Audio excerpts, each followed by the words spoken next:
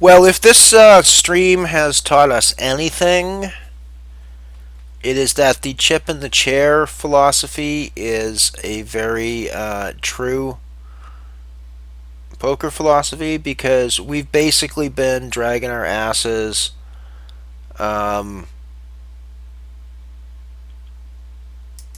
we've basically been dragging our asses through this tournament as the low chip stacks. And now all of a sudden we've made it to the final table and we're on the bubble for money and we're vying for potential for cash.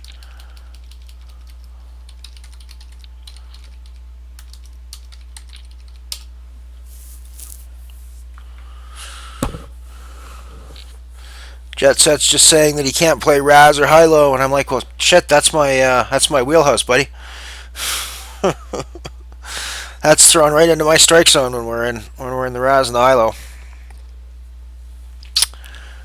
356. Obviously, if we're playing Raz or high low, we're loving this with the two hearts and all that. As a straight stud hand, not quite as much, I don't think.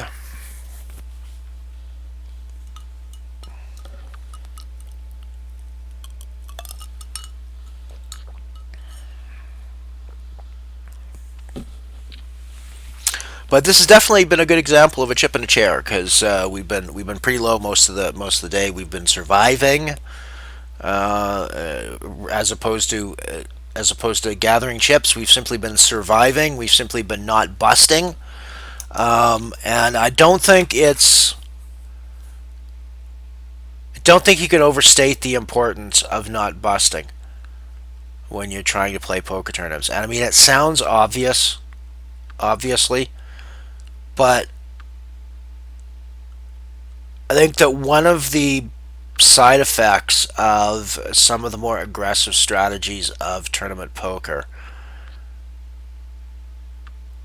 is that it devalues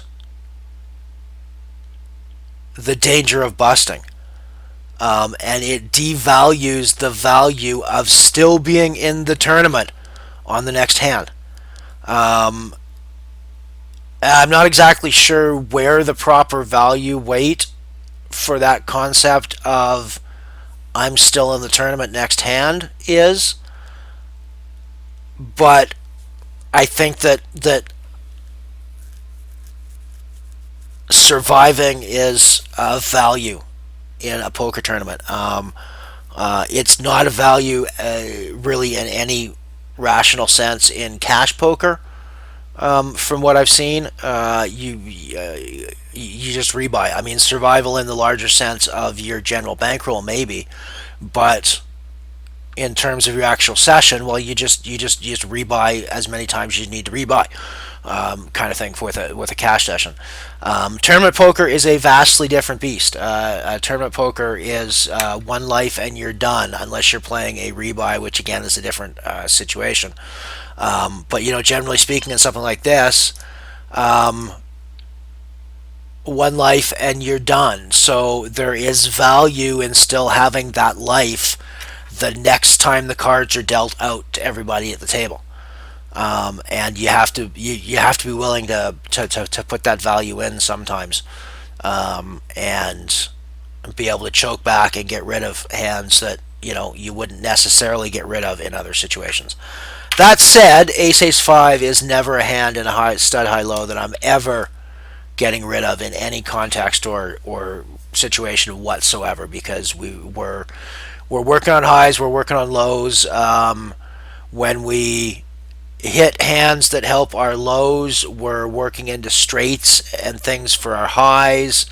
Yeah, I mean that's just it should be obvious if you've been watching me play for even a couple of minutes that Ace Ace Five is going to be a pretty darn good stud high low hand, and equally 4-6-7 is not a terrible stud high low hand either. I mean it's not the best in the world. I'd obviously rather see 4-5-6 than 4-6-7, but who's going to quibble about a couple of pips on the cards in this case? Because I think we're fairly happy with our position now. We're up against a couple of people with relatively strong show cards, so we may or may not be. We may or may not be good, quote unquote, at this point, but we almost certainly are not good anymore at this point, and anything that we draw into now is going to have to be assuming, I'm going to guess, that the 10 is a dead card. Um, so I think rather than play the 10 as a throwaway card, we're just going to play all four of our cards as throwaway cards and throw them away into the muck in this situation.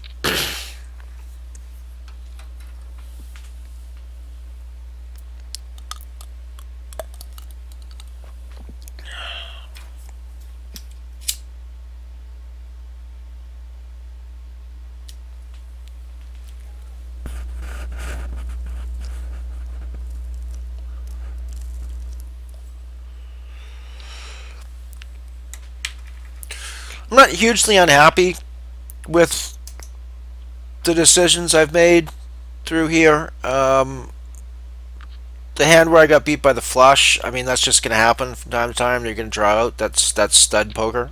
I laughed on there. That wasn't a derisive laugh to his play. It's just kind of one of those laughing in the face of the storm kind of thing, because you just can't do anything about that sort of thing in the stud variance poker. And there's a saying that I like to quote every once in a while that goes, if you can't figure out a way to laugh at the universe, it will most assuredly drive you crazy. So stud poker is very much like that, very much an analog for the universe. It will drive you insane if you can't figure out a way to laugh at it, because there are situations that just go horribly wrong by 7th Street, and there's absolutely nothing you can have. You'll go back and analyze the hand for 6 hours, and there's absolutely nothing you could have done differently at any street to have made it gone better. But it was just going to be a train wreck right from start to end, and there's no way to get around it. Sadly, that's one of the things, and I say this, it's especially true of Raz. I'll say it's 100% especially true of Raz, but it's true to a certain extent of all the stud variants. If you do not like pain, if you're not a masochist to a certain degree, do not play Raz, do not play stud poker variants, because there will be situations where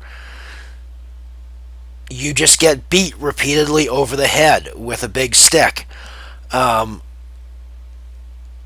nothing you do right will turn out right in the end, and it's going to happen. That's the draws just come out that way sometimes, and you really just need to be able to laugh at those and move on to the next hand and keep playing what you need to play in order to advance and get to the point that you want to get, which is cashing or winning or whatever you're, wherever you're at.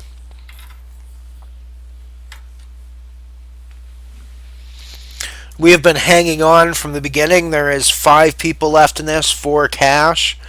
It was 26 people started out at the beginning of this $2.20 8 game. We've pretty much been hanging on by our teeth from when we first bought in. We have not been running over the tables. We have not been kicking ass. We have not been sitting up at the top of the chip stack at any point. During this thing, we've been getting chipped down, and we've been barely hanging on, and we've been the low chip stacks and second low and third low chip stacks for most of the tournament, from what it seems like to me. But somehow we've managed to survive and find ourselves at the final table, and now sitting right on the bubble for the money. There's Polybox has got 7,424 chips to our 8994. Now that actually sounds like it puts me above him, but the truth is that's there's really nothing in that at this stage of the game. One hand, and that radically changes where we're at with the blinds at or the bets at 600, 1200 in limit stud high low here. Um, there's nobody at the table that's safe from either busting or having their stack decimated by somebody else at the table. By almost anybody else at the table. Even the low stack to big stack. Banu 85 is the big stack at 13,687, I believe. Yes. And Polybox is the low stack at 74.24. So if Polybox gets all of the chips in against Banu and wins, Polybox has got 16,000 roughly chips and is chip leader now. And Banu is sitting down around 6,000 chips and is the bottom of the barrel. So there's really nothing in it at this point. Anybody can win. Anybody can be the bubble boy. It's gonna go. It could go to anybody. You know, nobody's a runaway chip leader, and nobody is a dog at this point. It could easily go. We're all there's really nothing in it.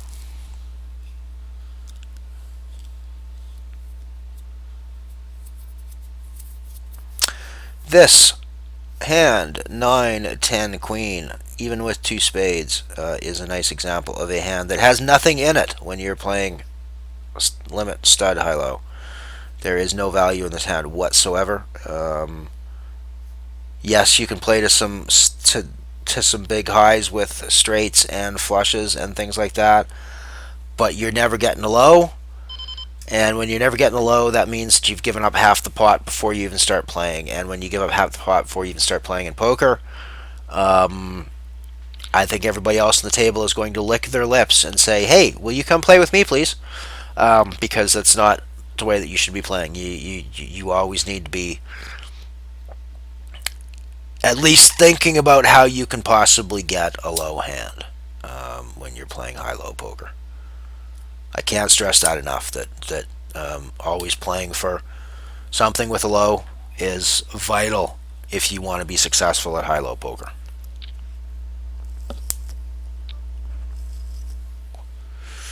10-10-3, not a great high-low hand, not a horrible high-low hand. It is possible to get a low out of this. If the rest of the table was playing relatively high cards, I might jump in on that under the possibility that there wouldn't be a low to contest. But given the way everybody else looks, it's not really worth my time to jump in on that, I don't think.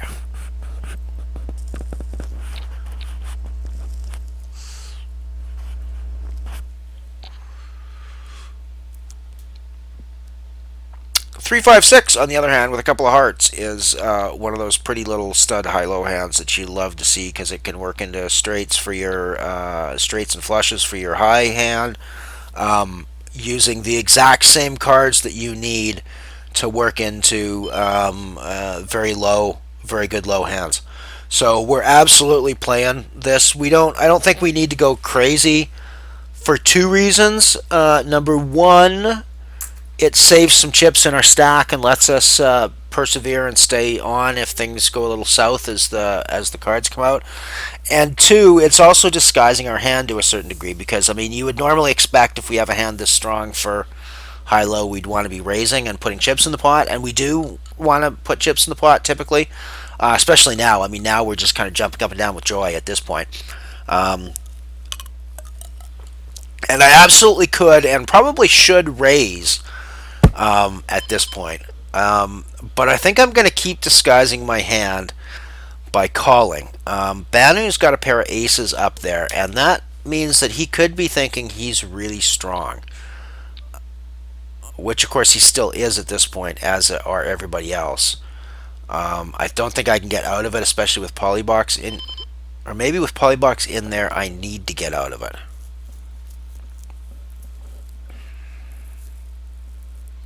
I can't, though, because Polybox has got no low that they're working on.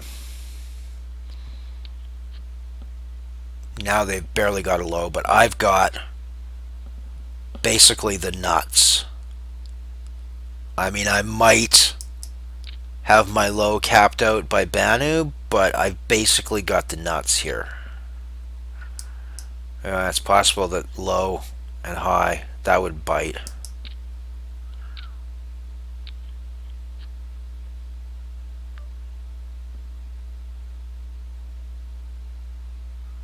Well, I may as well be all in, I suppose, at this point.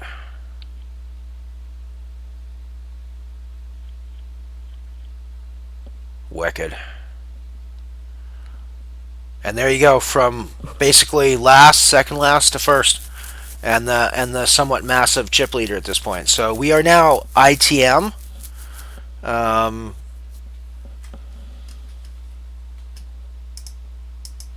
we are now in the money. 4 people paid. A min cash at this point is $5.20.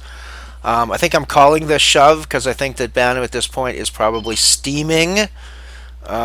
So I am going to, I think, call this one. Ooh, actually, no, that was a wow. And I kind of sucked out with the tens, of course, but what the hell? It happens in poker. And I mean, I'm running good, but at the same time, sometimes you run good in poker. So that's Banu out in fourth for $5.20. Third place pays $7.80.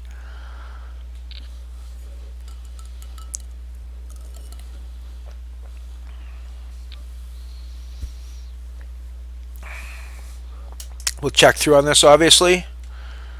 I'm sure we're probably doing a check fold on here. There's really no. It's not like we've flopped a ton of equity, and I mean we could try to steal pots now that everybody's checking around.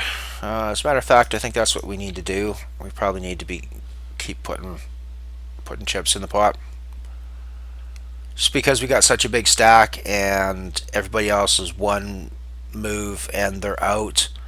And they've seen me. Basically, if you go up against me, I'll either have the best hand or I'll suck out on you. One of the two seems to be, I think, the theme of this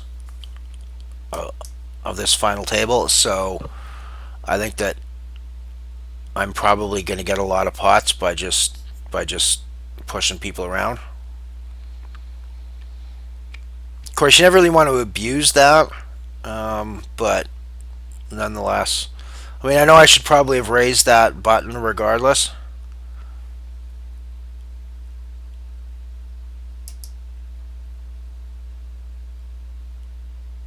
I know I should have probably raised that button regardless, but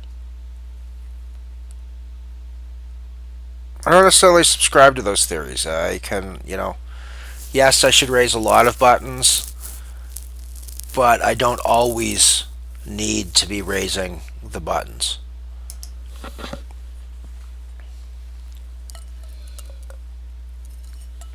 And especially these days when it's taken sort of as a matter of course, you're almost always going to get an insta call anyways, so you don't really need your buttons. You don't need to be raising with super weak stuff all the time.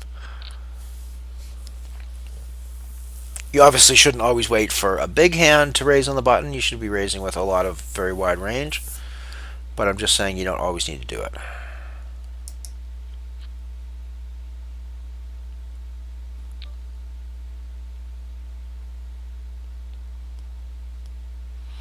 There's really no reason to continue with this hand. We haven't really put anything in other than the forced bet at the beginning. So getting involved is not something that we need to do. And there'll be opportunities later on down the road to apply pressure to Ed and to Jet in times where they won't be able to respond in the same ways. They're deuce 5. I'm obviously not even really looking at the cards. I didn't talk about the cards before I raised because there was really no point to it. It didn't matter what they were. I'm going to use my stack to intimidate and to make the other players make decisions for their lives. um, because that's what I need to do in a no limit hold'em situation when I've got the big stack 3-handed. So we've gone into pot limit Omaha. Here's my issue. I need to be very cautious in the pot limit Omaha section because I suck at pot limit Omaha. And what that means for me is that although I've got a massive chip lead, that can change. I mean, if either of the other two guys get into a war with me and I double them up, they're suddenly at 18,000 and I'm suddenly at 23,000. So, yes, I'm still the chip leader, but suddenly I'm not a massive chip leader anymore. Suddenly I got people nipping at my heels, and this is a completely different ballgame. So I need to be relatively cautious in a game that I'm admittedly not very good at, I think. So I think you're going to see me folding a lot during this phase. I only have to wait 4 minutes to get into the deuce to 7 phase, um, which I think I'm a little bit more comfortable with. And certainly, if we can get past that into limit hold'em phase, I'll be much more. I'll be much happier. So yeah, we're gonna fold this. I think. I think even with my limited knowledge of pot limit Omaha, that I don't even see a reason to even think about playing that. Of course, we flopped the open-ended straight draw with the 6, 7, 8, 9, but you know that's life.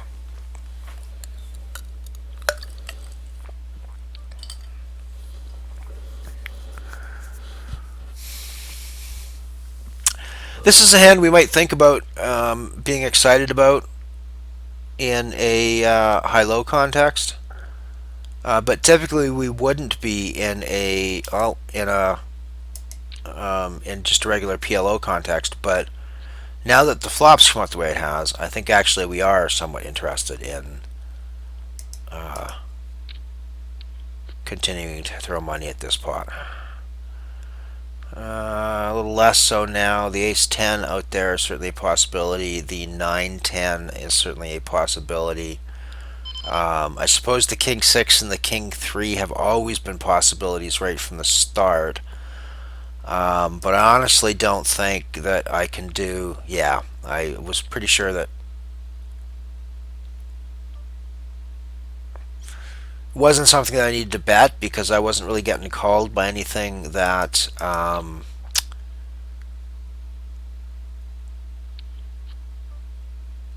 was worse than me. I don't think, but equally, I have to be there. We're gonna check call here. If Jet wants to put some money in the pot, I think we'll let them. Um, and now I think we'll bet a half pot.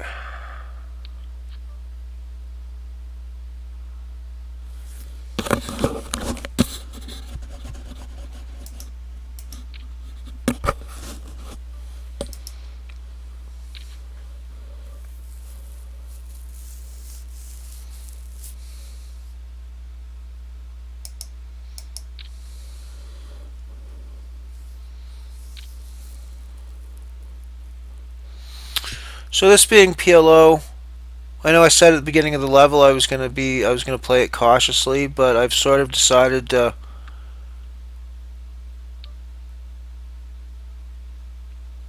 don't really think that I can get away from this. I've got the flush draw. I've got all sorts of basically any Broadway card that comes. I'm hitting the straight on. So I don't really think I've got any choice but to keep playing on this. There's my straight. So I've just hit the nut straight. We're gonna call here. I suppose if the flush comes in, we don't have the nut flush, but we're still pretty comfortable, I think, with our hand. But that said, no, I don't think we're just gonna call there. I think we're gonna make them put money in.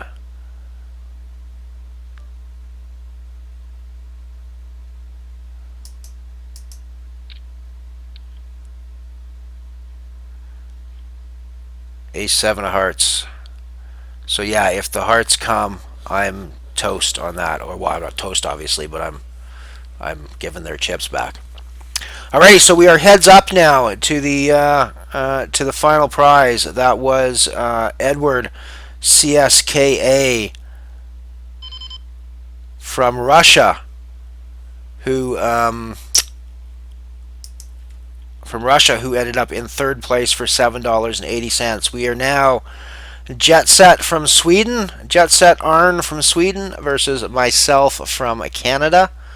And we'll see how this goes. I should have a massive advantage in theory, being 45k to 5k. But never count your chickens before they hatch. And I don't see no chickens on this table yet. So let's just see what happens over the next few hands. I don't think I need to really bet there a huge amount. The spade coming. If I didn't bet the flop, I can't really reasonably bet the turn when the spade comes. And I think at this point I'm just checking through with showdown value on my pair of eights, and we'll go from there. Pair of tens. So yeah, that's a reasonable way for that hand to play out. So nice to see some people out there listening and watching. I see a few of you counting up on the ticker there. I'll let you know what we're doing. We're playing deuce, or we're playing 8 game at the moment. It's a 220 8 game. We have just switched over to deuce to 7, which of course in the 8 game is the limit triple draw variety.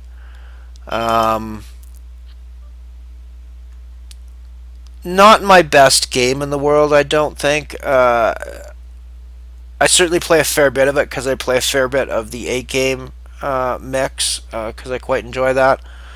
But that said, it's not something that I would necessarily say I'm super good at. I do, however, know that I can draw 2 to the nuts with this hand that I currently have, which means it's something that I would probably want to get involved with.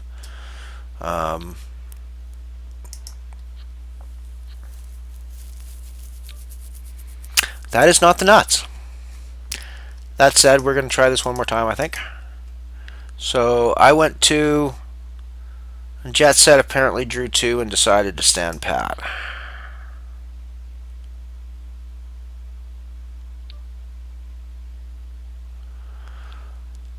And I think I am going to call pat.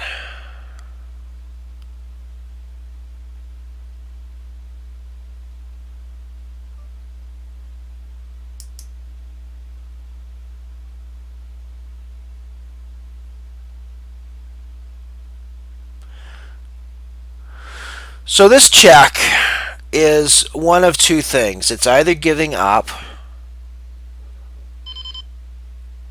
or it's a desire to check raise me. Either way, I've got a weak enough hand that I think that I really only have the option to check back to showdown value.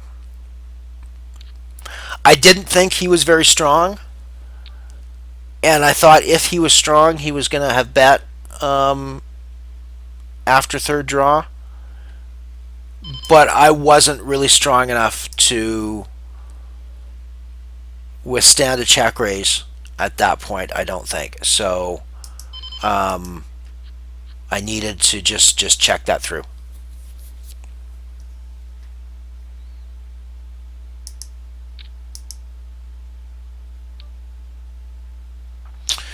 So that puts them all in, and so of course I'm calling here. I think we've got 2 draws remaining. I'm drawing to a pretty good. He's drawing 2. I'm drawing 2. So yeah, I mean I think we're pretty happy. I think we're gonna draw to the king. If we didn't draw to the king, we have to assume he's on an ace or he's hit a pair of some sort, and he's not gonna improve. The 10-9 I'm fairly happy to sit with. And there we go. We have just taken down the tournament for $23.40. Kind of surprising, I think, from my perspective. I feel like I've been a very short stack from nearly beginning of when I sat down at the tournament. So the fact that I came out on top, the fact that I even made the final table, the fact that I made ITM, and then the fact that I actually won the thing is a little surprising to me. But nonetheless, quite nice and quite good. So I thank everybody who's come around to my little show today. As the title suggests, we are playing anything but Hold'em here,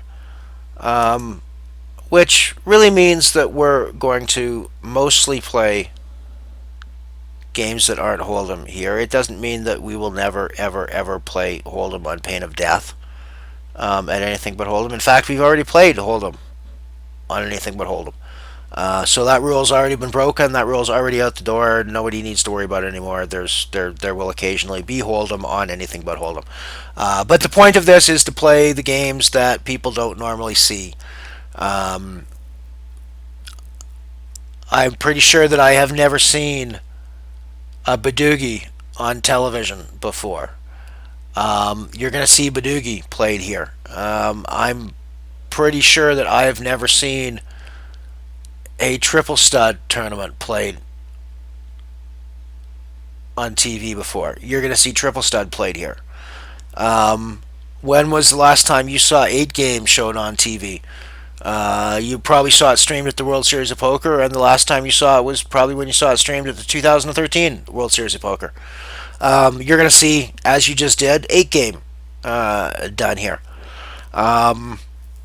We're gonna do some horse. We had a giddy up horse Monday that might turn into a regular thing where we basically play horse tournaments for Monday, and we go ahead and have some horseplay fun. I haven't really worked out a schedule for anything. It's been pretty loose, and it's gonna remain a pretty loose here, I think. But we'll develop some traditions, and we'll develop some things that we like to do. On Sunday night, I did the Sunday Raz in honor of the British tradition of Sunday roast. So I think I'll probably do that on a semi-regular basis. Playing Raz on Sunday night sounds like a fun way to spend my Sunday evenings, especially if I'm chatting into a microphone and letting you guys watch at the same time. The Giddy Up Horse Mondays sounds like a little bit of fun too. I had Draw Tuesday. I don't know how well the Draw Tuesday survived. We definitely think we have to do some mixed game stuff. I need to put up a doogie in there somehow. It's just going to be a lot of fun, and come by and watch whatever games we have. Some of them I'm going to be good at, some of them I'm going to suck at. It's going to be fun either way, though. So come on by, say hi and chat. Click the follow button down there on the bottom right. You'll be notified of all the times that I come on stream and I stream. Depending on where you are in the world, I will be on stream at lots of different times. Actually, right now I'm on vacation from work. Even when I'm back at work, I'm at the very slow time of my work, so I will be streaming at very odd times for myself, which will make them quite nice times, perhaps for Europeans and Asians and Africans and people like that who might want to listen in as well. And I'm happy to have everybody from all over the world listening to my little corner of poker. So I'm glad you came by Anything But Hold'em tonight. Watched a little bit of 8 game, or maybe you were even here earlier when we were playing the Deuce to 7 draws, or maybe you were here even earlier than that when we played the 5 card draw. But either way, it was good to have you around, and I'm gonna sign off for the evening now. It is 3:23 a.m. where I am, so I need to get my head down to a pillow. I will be back tomorrow. I am going to make a point of looking for a Badoogie tournament that I can put out here onto the stream. But until then, have a good evening or afternoon or morning or whatever it is where you are, and I'm going to go to bed. Thanks very much for listening. Good night.